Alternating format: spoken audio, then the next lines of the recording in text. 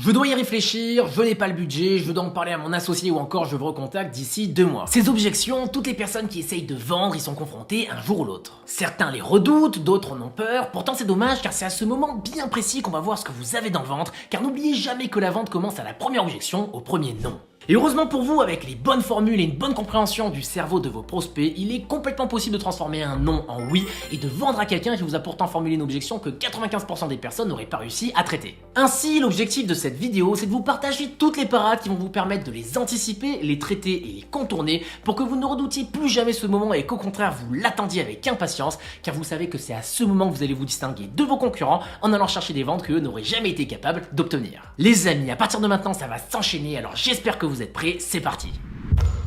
Premièrement, si jamais un client vous dit « je dois y réfléchir et je reviens vers vous », vous devez lui répondre « je comprends, mais y a-t-il un sujet que nous n'avons pas abordé durant l'appel qui justifie ce temps de réflexion ?» Jordan Belfort, le loup de Wall Street, qualifie la réponse « je dois réfléchir » comme une objection écran de fumée. C'est-à-dire que cette réponse cache une objection que le prospect n'ose pas vous formuler, comme par exemple « je ne suis pas sûr que votre produit est fait pour moi » ou alors « je ne suis pas sûr que vous êtes une personne de confiance ». Donc vous ne devez jamais accepter les objections écran de fumée, systématiquement creuser pour voir où est-ce que ça coince et ainsi comprendre comment rassurer votre prospect et augmenter vos chances de conclure la vente.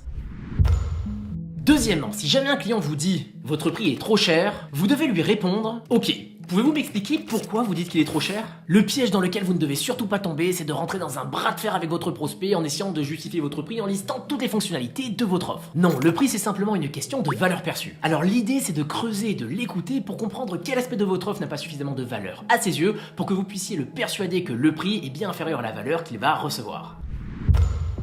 Troisièmement, si jamais un client vous dit « pourquoi je devrais vous choisir vous plutôt qu'un autre », vous ne devez surtout pas lui répondre « eh bien car nous sommes meilleurs que nos concurrents, nos tarifs sont plus attractifs et nous sommes très à l'écoute de nos clients ». Malheureusement, cette réponse est un réflexe typique d'un vendeur débutant. Vous vous sentez challengé et ainsi vous vous mettez sur la défensive en essayant d'avancer un maximum d'avantages concurrentiels. Non, dans cette situation, le bon vendeur va à l'inverse essayer de renverser la table en désarmant la personne en face. Ainsi, répondez plutôt à votre prospect « eh bien, pour l'instant je ne suis pas encore convaincu à 100% que vous devriez me choisir. Je dois encore vous poser des questions pour être sûr que nous sommes les meilleurs pour vous accompagner. » Là, le prospect ne s'attendait certainement pas à cette réaction car tous vos concurrents à qui il a parlé avant sont tous tombés dans le piège. Ainsi, non seulement vous allez paraître pour quelqu'un de bien plus honnête car vous montrez que vous êtes là pour sincèrement l'aider et non pas gagner une petite guéguerre entre concurrents, mais en plus vous reprenez le contrôle de l'appel car vous n'êtes plus celui qui répond aux questions mais celui qui les pose. Immédiatement, vous allez faire baisser la pression autour de la vente et vous serez dans une position bien plus confortable pour la conclure.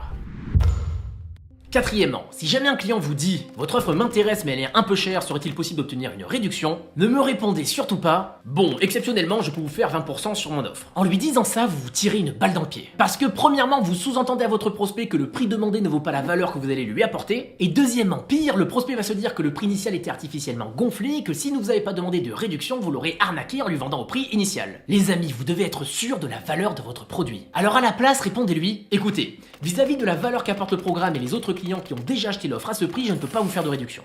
En revanche, si vous rejoignez le programme dans les 24 heures, je peux m'engager à vous offrir 1 heure d'accompagnement. Au moins, vous gardez le prix initial, mais vous ne rejetez pas complètement la requête de votre prospect. Retenez bien qu'il ne faut jamais négocier sur le prix, mais sur la valeur que vous apportez.